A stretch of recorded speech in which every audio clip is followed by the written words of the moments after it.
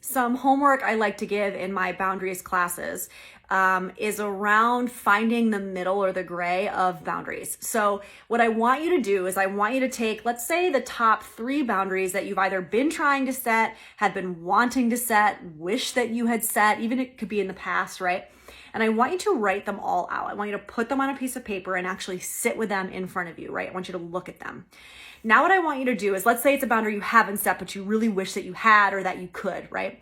I want you to put yourself in the 2 different extremes, right? So if you watch my other video, we've got on one side of the extreme, diffuse boundaries, no boundaries. It's fine, whatever, it's no big deal. I'll do it. I'll just bottle up the resentment. It's not a big deal.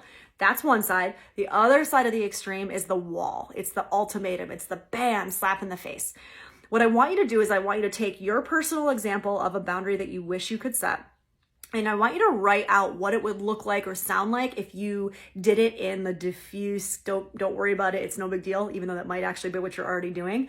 Write that out and sit with that, and then do the opposite. So what would it sound like or look like if it was really harsh, really in your face, very, extreme and kind of ultimatum setting? And then see what that feels like, see what that, kind of looks like for you on paper. Now, if you have both of those opposite extremes to look at and to reflect on, is there a way that you can then decide what would middle ground look like or sound like or feel like?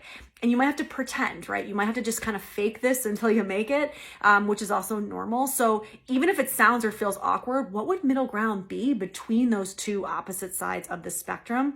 This is a really kind of, I have found, helpful way to decide or determine, like, what do I want my boundaries to look like? What do I want my healthy, self-respecting boundaries to sound like? And it's important sometimes to workshop the extremes in order to get there.